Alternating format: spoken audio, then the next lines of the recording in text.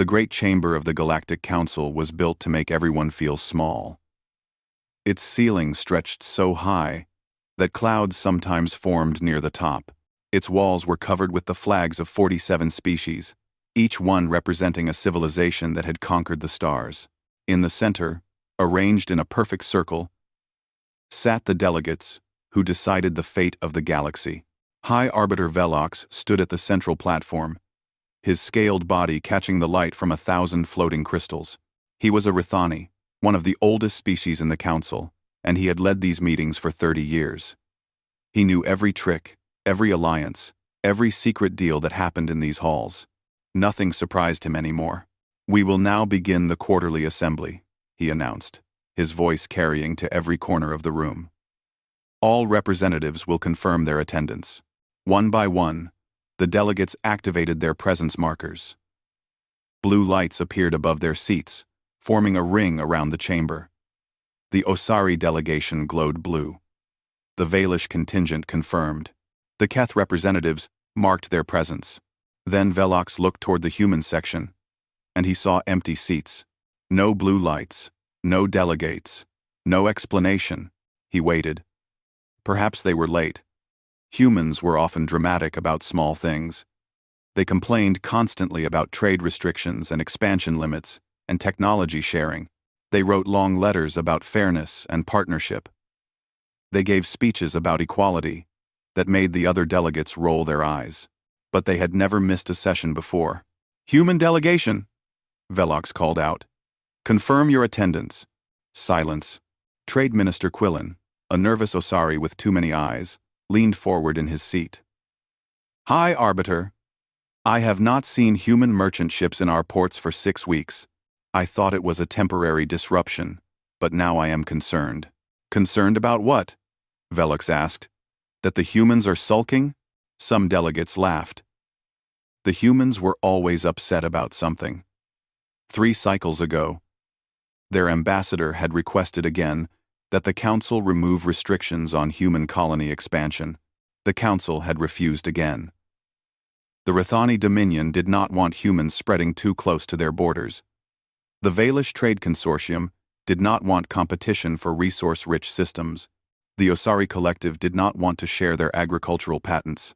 Everyone had good reasons to keep humans contained. Velox remembered that final session clearly. Ambassador Kim Do-won had stood at the speaking platform, a middle-aged man, with gray in his hair and calm in his eyes. He had not shouted. He had not threatened. He had simply read his prepared statement about human contributions to the galaxy and asked, one more time, for fair treatment.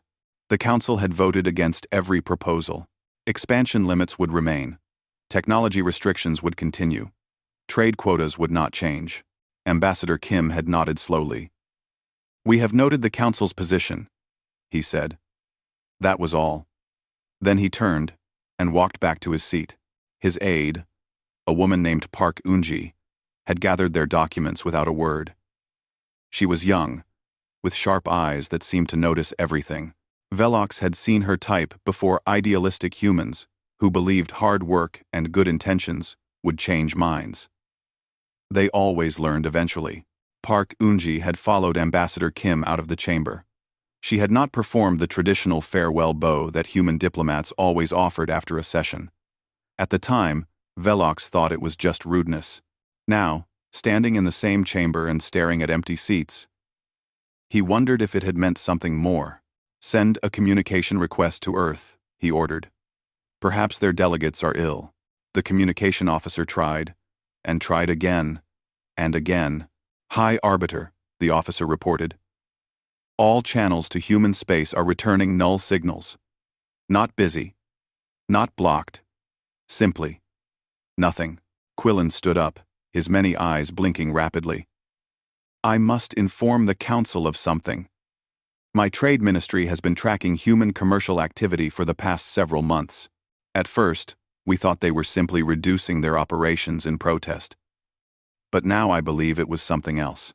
"Explain," Velox demanded. Velox. Velox. Velox. Velox.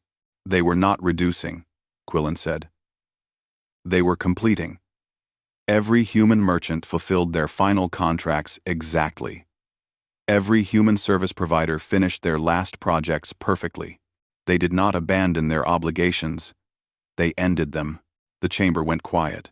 General Korath, a massive Rethani military commander, made a dismissive sound. So, they finished some business deals. What does this prove? Humans are dramatic. They want attention. They want us to worry about them, so we give them what they want. Several delegates nodded in agreement. Velox wanted to agree. It was the easy explanation.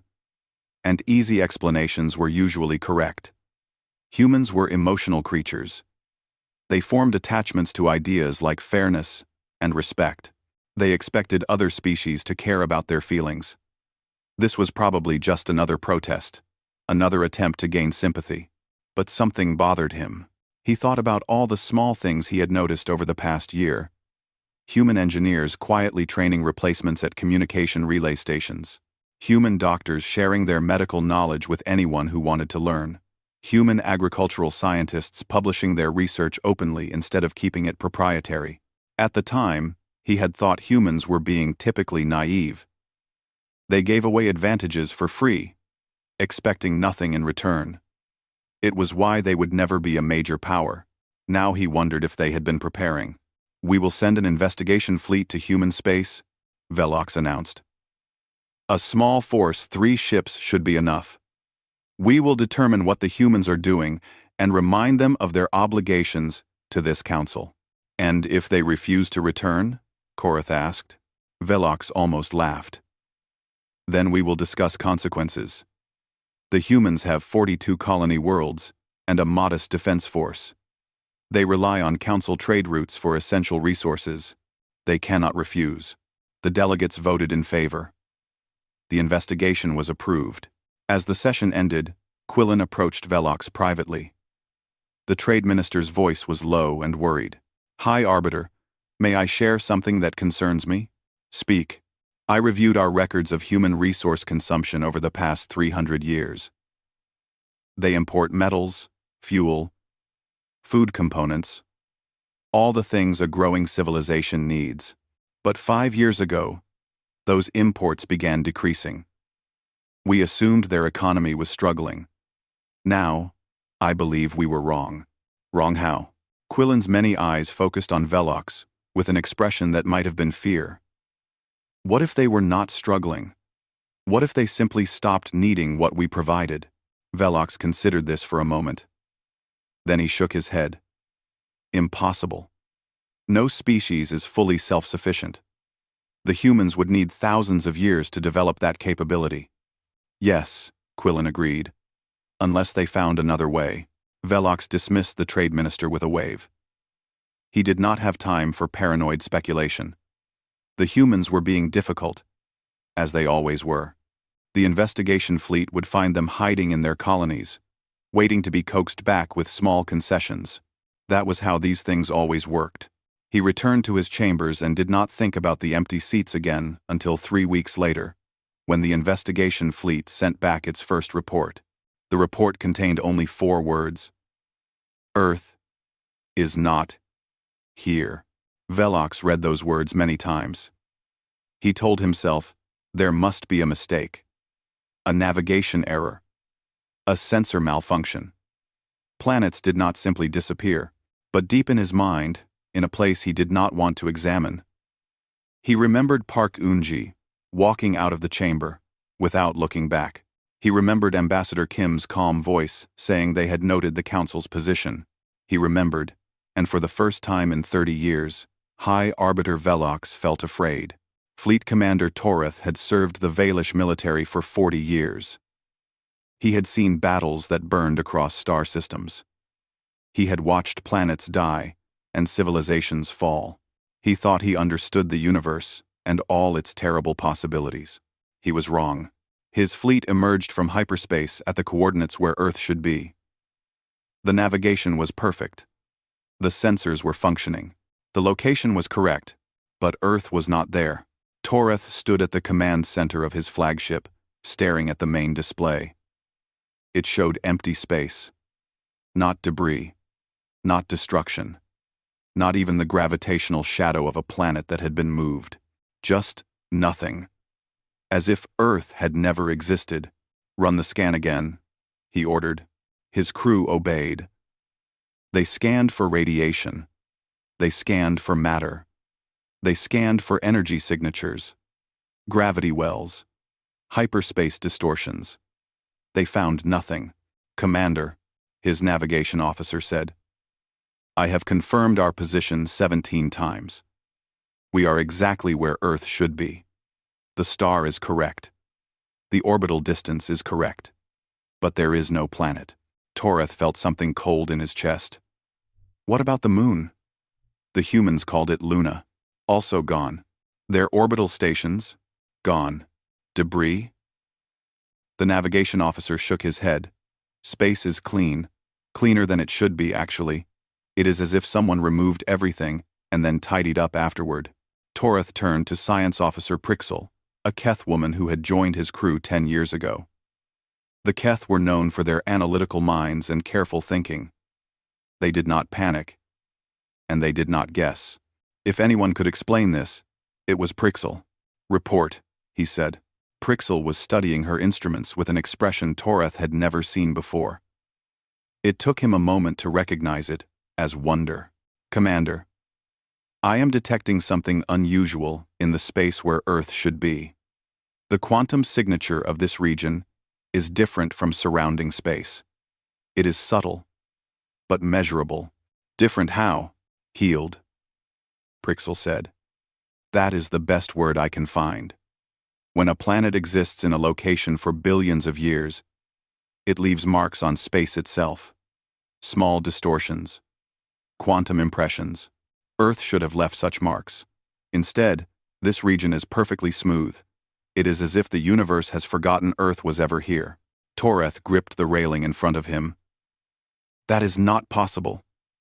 You cannot erase a planet from existence." "No." Prixel agreed. "You cannot." Which means they did not erase it. They took it somewhere else and cleaned up after themselves. The fleet moved to the next human colony. It was also gone. They checked a third location. Gone. A fourth. Gone. Every human world, every station, every outpost had vanished completely. Toreth sent teams to search for any remains. They found nothing except one small object floating in empty space where a human trading station used to be. It was a communication beacon, old technology, almost primitive. It was transmitting a recorded message on repeat. They brought it aboard and played the message. A human woman appeared on the display. She had straight black hair and a tired face. Text at the bottom of the image identified her as Station Manager Cho Mireille. "This message is for whoever comes looking," she said. "I volunteered to stay behind long enough to deliver it. By the time you hear this, I will be gone too." Cho Mireille looked directly at the camera, and Toreth felt as if she was looking at him personally. "We gave you 300 years, she continued. "When we first joined the council, we thought we had found a community. We thought that if we worked hard and contributed and proved ourselves, we would eventually be accepted. We were wrong. For 300 years, we built your communication networks. We healed your sick. We improved your agriculture. We asked for nothing except to be treated fairly. You gave us restrictions, quotas, limits, contempt." Her voice remained calm. There was no anger in it, which somehow made her words worse. 50 years ago, our scientists discovered something. A way to step sideways. A way to exist in dimensions you cannot see or reach. We spent 50 years preparing, building new homes in places you will never find. And now we are leaving." She paused. "Do not look for us. You will not succeed. The technology required to follow us is beyond your current understanding, and we will not share it. We are not hiding from you. We are simply moving on. I want you to understand something. We are not doing this out of anger. We do not hate you. We are simply tired. Tired of asking. Tired of hoping. tired of being told that we must earn what others receive automatically. You made it clear that we would never belong, so we found somewhere else to be. Goodbye." The message ended. Chomire's face disappeared from the display, and Toreth was left staring at empty air. His communications officer looked at him. "Commander, should I transmit this to Council headquarters?" Toreth nodded slowly. He did not trust his voice. Prixel approached him quietly. "Commander, I have been analyzing the quantum signature I mentioned. I believe I understand what they did. At least partially. They did not destroy their worlds or move them through normal space. They shifted them into a different dimensional frequency. They are still there, in a sense, just not in a way we can perceive. Can we follow them? No. The technology required would take us centuries to develop. Perhaps longer. The humans were always good at engineering. But this is something beyond what I thought possible. They did not just advance their technology. They changed the rules." Toreth thought about all the human engineers he had met over the years. Quiet people, mostly. They worked hard and complained little. They fixed things that were broken and improved things that worked. Other species often mocked them for being boring, for lacking ambition. Now he understood. The humans had not lacked ambition. They had simply been patient. "We need to return to Council space," he said. "The High Arbiter must be informed." The fleet began the journey back. During the travel, Toreth watched the recording of Chomire's message many times. He noticed details he had missed before. The way she kept her hands still. The way she looked at the camera without blinking. The complete absence of satisfaction in her voice. She was not gloating. She was saying goodbye to people who had never cared enough to notice she existed. One night, unable to sleep, Toreth went to the observation deck. He found Prixel there, staring at the stars. "May I ask you something personal?" he said. Prixel nodded. "You studied human technology for many years. You admired their work. Did you ever think they would do something like this?" Prixel was quiet for a long moment. "I hoped they would not have to. I thought eventually the Council would recognize their value. I thought things would get better. And now? Now I think we taught them that things would never get better. And they listened." Prixel turned to look at him. "We always assumed that humans needed us. We controlled the trade routes. We set the rules. We had the power. But we forgot something important." "What?" "What? We forgot that power only matters if the other side cannot walk away. The humans found a way to walk away. And they did." "Well, Toreth looked out at the stars. Somewhere out there, in dimensions he could not see, humanity was building a new life. They were raising children who would never know what it felt like to be looked down upon. They were creating a civilization without limits or quotas or restrictions, and the Council could not do anything about it. "When we return," Toreth said, "there will be panic. The Council will want to blame someone. They will want to believe this is an attack." "It is not an attack," Prixel said. "No. It is worse. It is indifference. The humans stopped caring whether we exist." He returned to his quarters but did not sleep. He kept thinking about station manager Chomire and the way she had said goodbye. Not with anger or triumph. Just with finality. The humans were gone. They were not coming back. And for the first time in his life, Fleet Commander Toreth understood what it meant to be left behind. The first system to fail was communications. It started small. A relay station in the outer territories stopped working. Then another. Then 3 more. Engineers from the Valish Trade Consortium went to repair them and discovered something they did not expect. The stations were not broken. They were simply too complex to fix. Human engineers had built those relay stations. They had designed systems so elegant and efficient that they required almost no maintenance for decades.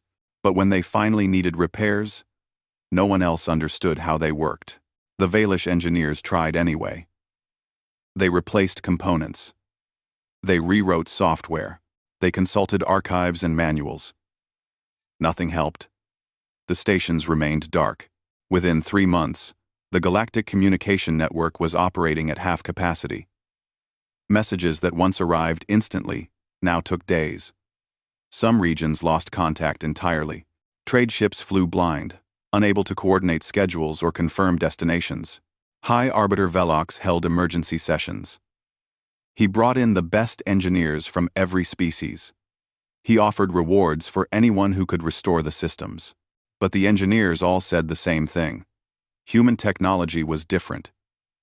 It was not just advanced. It was designed with a philosophy they did not understand. They built things to work together. One Osari engineer explained. Every component supports every other component. It is beautiful, but it means you cannot fix one piece without understanding the whole system. And we do not understand the whole system. Velox ordered them to try harder. They tried. Then the medical crisis began. For 300 years, human doctors had worked in hospitals across the galaxy. They had developed treatments for diseases that affected dozens of species.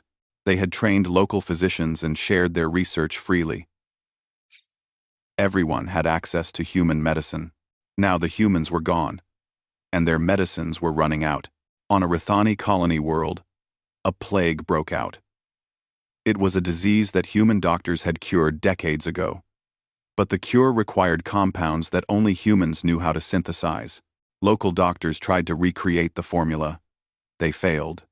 The plague spread. 3,000 Rithani died in the first month. Then 10,000. Then 50,000.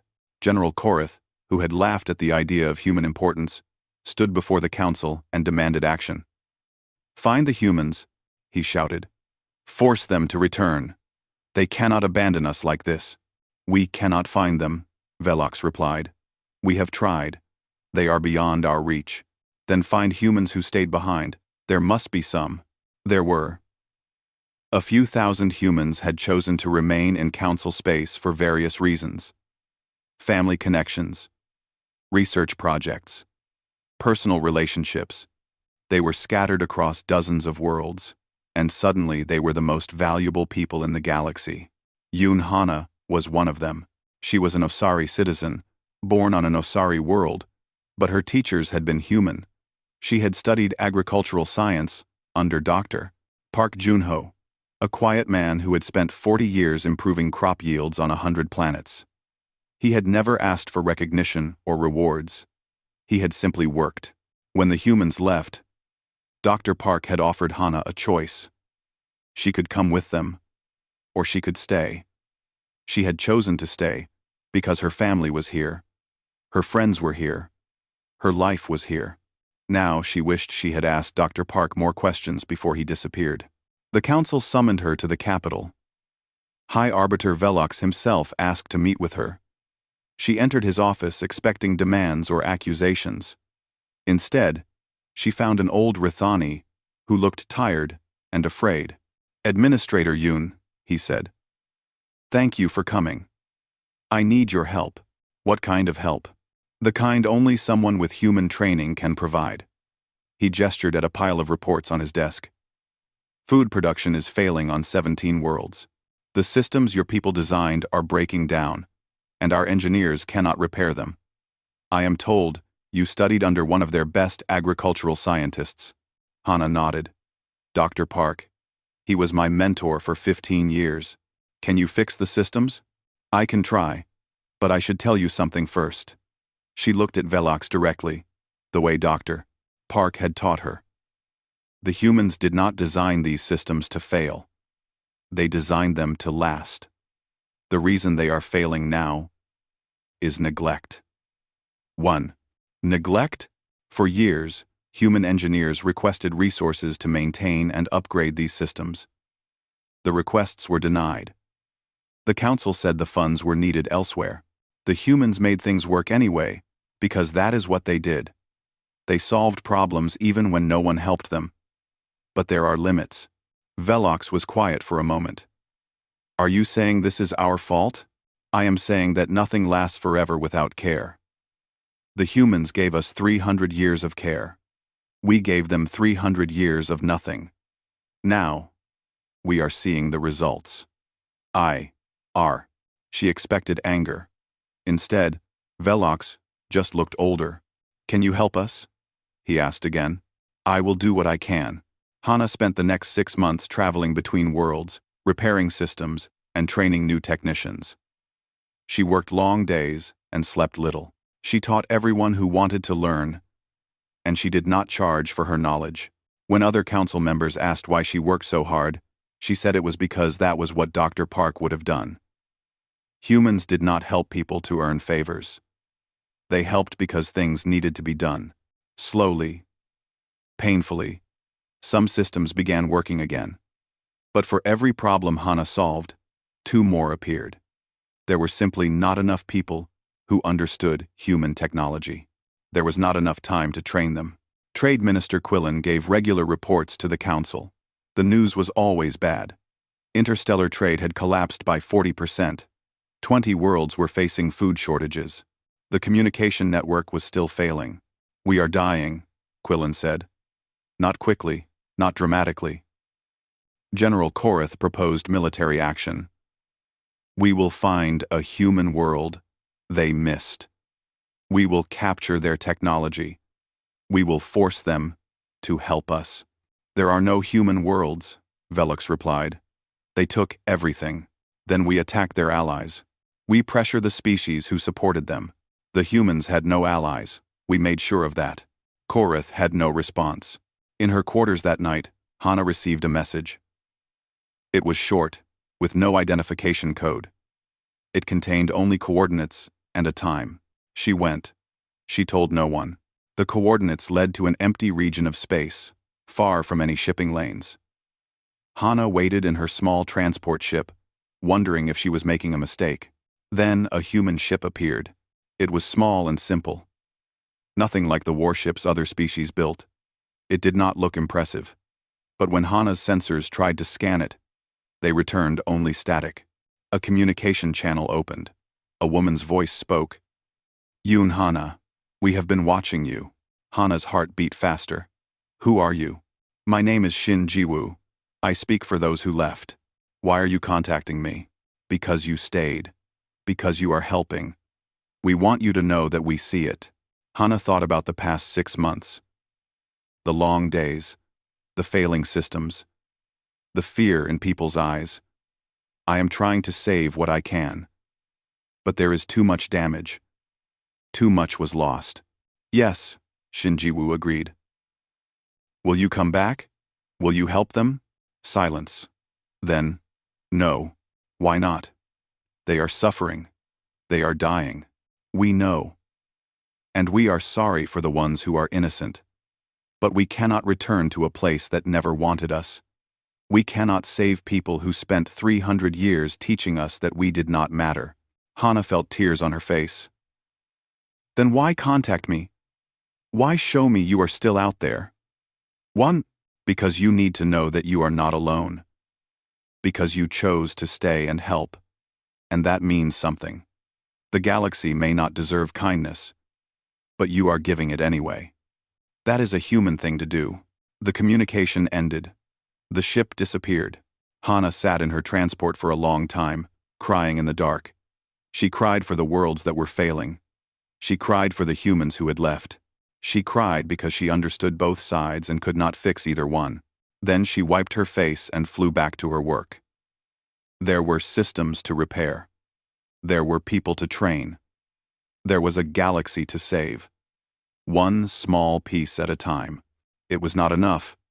She knew it was not enough, but it was what Dr. Park would have done. And so she did it anyway. The signal came from the edge of known space. A human ship signature. Clear and unmistakable. The first confirmed contact in 2 years. High Arbiter Velox assembled the largest fleet the Council had ever gathered. 300 warships from every major species. Enough firepower to destroy a planet. He came personally, riding aboard the command vessel, because this was too important to trust to anyone else. This is our chance, he told his officers. We will make contact. We will negotiate. We will bring the humans back. Fleet Admiral Vuss, a Valish veteran of many wars, looked doubtful. And if they refuse to negotiate? Then we will convince them, Velox said. One way or another. The fleet traveled for 3 weeks, jumping through hyperspace toward the coordinates. When they arrived, they found a single human ship waiting for them. It was tiny. A personal transport, barely larger than a shuttle. It floated in empty space, like a leaf in an ocean. Compared to the Council armada surrounding it, it should have looked helpless. It did not look helpless. Admiral Voss ordered the fleet to advance. 300 ships moved forward in perfect formation, weapons charged, shields raised, and then they stopped. The ships did not slow down. They did not power off. They simply stopped moving, as if space itself had become solid around them. Engines burned at full power and achieved nothing. The fleet hung frozen in the void. What is happening? Velox demanded. Unknown, High Arbiter. Our systems show no malfunction. We are simply unable to move forward. Is it a weapon? We are detecting no attack, no energy discharge, no interference. We are just stopped. A communication signal came from the human ship. Velox ordered it, answered immediately. 2 faces appeared on the display. A woman and a man, both human, both middle-aged. They looked calm. High Arbiter Velox, the woman said. My name is Shin Ji-woo. This is my colleague Bei Sunho. We have been asked to speak with you. Release my fleet, Velox demanded. Your fleet is not damaged. They simply cannot come closer. Consider it a safety measure. Safety from what? We came to talk. You came with 300 warships. That does not suggest talking. Velox forced himself to remain calm. He needed this negotiation. The Council needed it. For 2 years, they had watched their civilization crumble.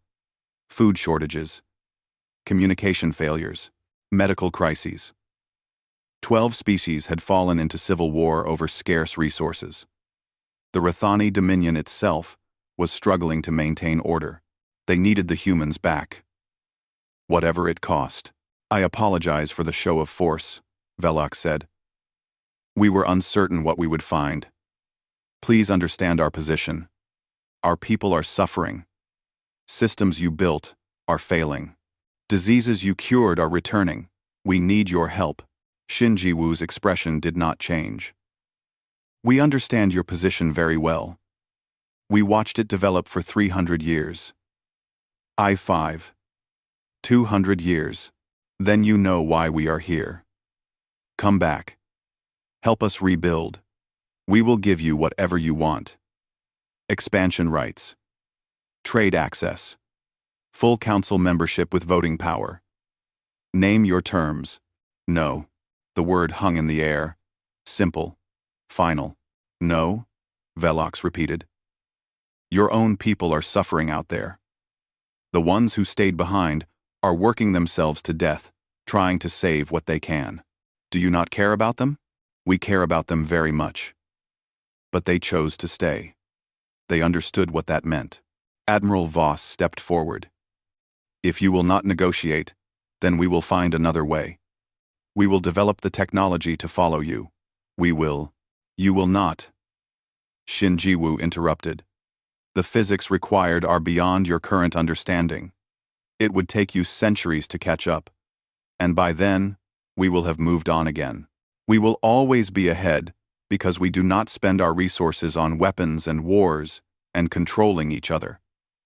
We spend them on learning. Velox felt desperation rising in his chest. Then what do you want? Why agree to meet with us if you will not help? Shin Ji-woo looked at him with something that might have been pity. We wanted you to understand. For 300 years, we asked for fairness. We asked to be treated as equals. We asked for the same rights you gave to species who contributed far less. You refused. Every time. We were protecting our interests. You were protecting your power. There is a difference. Bei Sunho spoke for the first time. His voice was quiet but clear. I have a question for you, High Arbiter. In 300 years, did anyone on this council ever simply ask us to stay? Velox opened his mouth to respond, and found he had no answer. You demanded our labor? Bei Sunho continued. You expected our contributions. You took our help for granted. But did anyone ever say that you valued us? That you wanted us here? That you would miss us if we left? Silence. We waited. Shinji-woo said. We waited for a long time. We thought eventually someone would see us as more than useful tools. Someone would recognize that we were people too. It never happened. So we left. And now, you are here with 300 warships, asking us to come back so we can fix your problems again. Do you understand how that looks to us? Velox wanted to argue. He wanted to explain that the Council had responsibilities and pressures and concerns that humans did not understand. But looking at the two faces on the screen, he realized those excuses did not matter. The humans had not asked for explanations. They had asked for kindness. And the Council had never given it. What will it take? He asked quietly. What can we do to make this right? Shinji-woo shook her head. You cannot make it right. That time has passed. What you can do is change. Become the community you claim to be. Treat each other better than you treated us. Maybe in 100 years, or 1,000, we will look back and see something worth returning to. But that is not our work to do. It is yours. And until then, you will have to learn to survive without us. Just as we learned to survive without your acceptance. The communication ended. On the display, the human ship folded in on itself, twisted through dimensions that Velox's eyes could not process, and disappeared. One moment it was there, the next moment it was simply gone. The fleet's engines immediately began working again. 300 warships floated in empty space, their weapons useless, their power meaningless. Admiral Voss looked at Velox. Orders, High Arbiter? Velox stared at the empty space where the human ship had been. He thought about everything Shinji-woo had said. He thought about Bei Sunho's question that he could not answer. Did anyone ever simply ask us to stay? Return to Council space, he said. And the humans?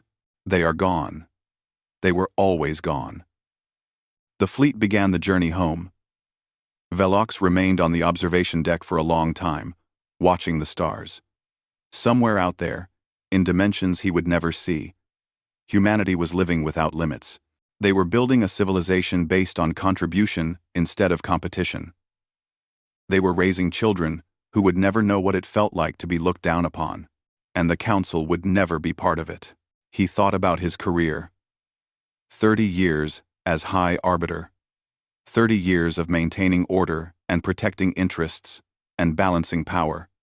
He had thought he was building something lasting. Now he realized he had been managing a system that was designed to break. The humans had seen it. They had tried to tell the Council, again and again, and no one had listened. Now it was too late to listen.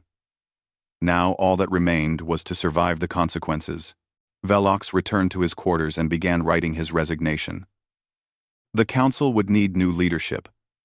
Someone who understood that things had to change. Someone who could rebuild without making the same mistakes. He did not know if such a person existed. But he knew he was not that person. He had been given 300 years to ask the humans to stay. He had never asked once. That failure would stay with him for the rest of his life. 5 years after the humans left, the galaxy was a different place. The Great Galactic Council still existed, but it was smaller now. 12 species had withdrawn to deal with their own crises. The Rithani Dominion had split into 3 factions, each blaming the others for their decline.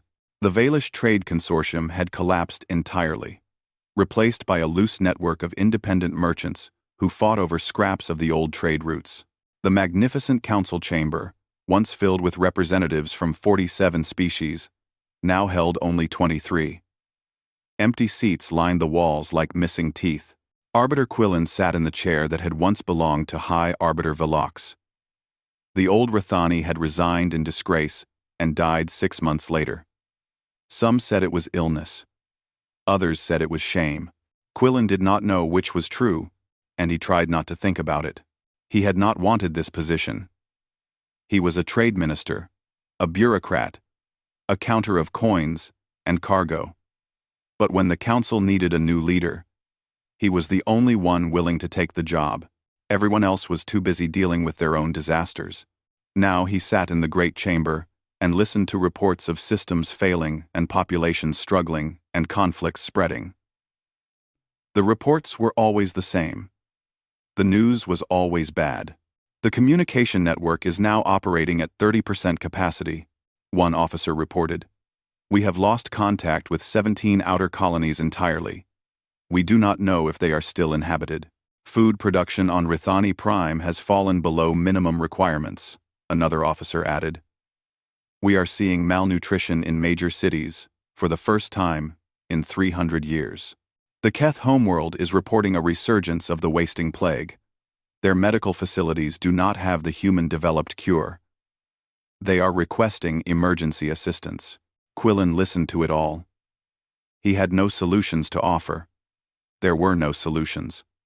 There was only survival, day by day, crisis by crisis. After the session ended, he met with Administrator Yoon Hana. She had become his most trusted advisor, the person he relied on when he did not know what to do, which was most of the time. How bad is it really? He asked her. Hana looked tired. She always looked tired now. Bad. We have trained thousands of technicians in human methods, but we are still losing ground. Every time we solve one problem, 2 more appear. The systems are too integrated, too complex. We understand pieces but not the whole. And there is no hope of the humans returning? No. I spoke with Shin Ji-woo once, 2 years ago. She made it clear they will not come back. They are watching us. They are waiting to see what we become. But they will not help us become it. Quillen rubbed his eyes. Then we are on our own. Yes. Do you think we can survive? Hana was quiet for a moment. I think some of us will survive. The species who learn to work together instead of competing. The ones who share resources and knowledge instead of hoarding them. Those might survive. And the others? The others will keep doing what they have always done. And they will keep getting what they have always gotten. FT. Quillen thought about this. He thought about the old council and the way it had operated. Everyone protecting their interests. Everyone guarding their advantages.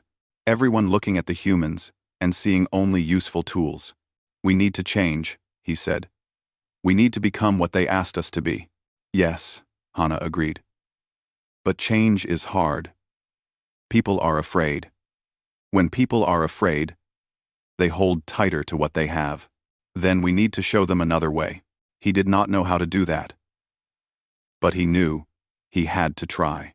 Commander Prixel came to him later that day. She had continued her research into human technology, trying to understand how they had achieved their dimensional shift. She had made some progress, but not enough. I have something to show you, she said. She led him to her laboratory and activated a display. It showed a star map with small dots scattered across it. What am I looking at? Quillen asked. Human signatures. We have been detecting them for years, brief appearances in remote locations. Then they vanish. I always assumed they were observing us from a distance. And now? Prixel pointed to several dots clustered around one planet. 3 weeks ago, a Keth colony was struck by the wasting plague. They had no cure. Hundreds were dying every day. Yes, I received that report. 2 days later, a human ship appeared in their system. It landed at the main hospital, delivered enough medicine to treat the entire population, and left. No communication. No demands. No explanation. Quillen stared at the display. They helped? They helped. And it was not the first time. Prixel highlighted other dots on the map. An Osari agricultural station that was failing human engineers appeared and repaired their systems overnight. A Valish transport ship that was stranded humans brought them fuel and food and guided them to the nearest port. I have found 17 similar incidents over the past 3 years. Why? They said they would not help us. They said they would not come back. They said they would not save us. But they did not say they would let us die. Quillen felt something he had not felt in a long time. Hope. Some of them still care, Prixel said. Even after everything we did, some of them still care. On a Keth colony world called Verdant 9, a child was dying. Her name was Ixil, and she was 7 years old. The wasting plague had reached her village 2 weeks ago. Her parents were already dead. Her grandmother was sick. The doctors had nothing to offer, except comfort. Ixil lay in a hospital bed, too weak to move. She did not understand why this was happening. She had never done anything wrong. She had always been good. A figure appeared at her bedside. A human boy, maybe 10 years old, with black hair and serious eyes. He carried a small case. "Hello," he said. "My name is Han Sojun. I am here to help." Ixil tried to speak but could not find the strength. Seojun opened his case and took out a small device. He pressed it against her arm. There was a soft hiss, and a cool feeling spread through her body. "This is medicine," he said. "It will make you better. You need to rest now. But when you wake up, you will feel stronger. Center, we have not away. Center, you will not away." Ixil's grandmother sat up in the next bed. "Who are you? Where did you come from?" Seojun looked at her. "We are the ones who left. But some of us are still watching. Some of us still care. Will you stay? Will you help the others? I will leave enough medicine for everyone in this hospital. After that, I have to go." He paused. "I am sorry we cannot do more. But this is all we can give right now." "Why? Why can you not stay?" Seojun considered the question carefully. "Because you need to learn to save yourselves. If we do everything for you, you will never grow. You will never become what you could be. We can help you survive, but we cannot make you better. That is your work." He finished treating Ixil and left medicine with the doctors. Enough for everyone. Enough to stop the plague in this village, and maybe the next. Then he walked outside, into the evening air. The sky was orange and purple, beautiful in a way that reminded him of sunsets on Earth. He wondered if this planet would still be here in 100 years. He hoped it would. A human transport ship waited at the edge of the village. Seojun walked toward it. Ixil's grandmother had followed him outside. She stood at the hospital door, watching. "Thank you," she called out. Seojun stopped. He turned and looked at her. "You are welcome," he said. Then he stepped forward and disappeared between one moment and the next, folding into dimensions that Keth eyes could not see. The grandmother stood there for a long time, staring at the empty space where the boy had been. She thought about the humans, and why they had left, and why some of them still came back. She thought she understood now. They had left because they were never given a reason to stay. They came back because they could not stop caring, even when it would have been easier to walk away. That was the most human thing of all. She returned to the hospital and sat beside Ixil's bed. The child was already sleeping better, her breathing easier, her color returning. She would live. This village would live. And maybe, if the galaxy could learn to be kinder, someday the humans would come back for more than brief visits. Someday, they would come back to stay. The grandmother held her granddaughter's hand and hoped. It was all anyone could do. On distant worlds, in dimensions beyond reach, humanity continued building. They made homes and raised families and created wonders. They did not forget the galaxy they had left. They watched it struggle and learn, and slowly, painfully change. And sometimes, when no one was looking, they came back to help. No farewell, no warning, just presence when it mattered most, and absence the rest of the time. Perhaps that was always what they wanted. to help because they chose to, not because they had to. Perhaps, in the end, the galaxy would finally understand.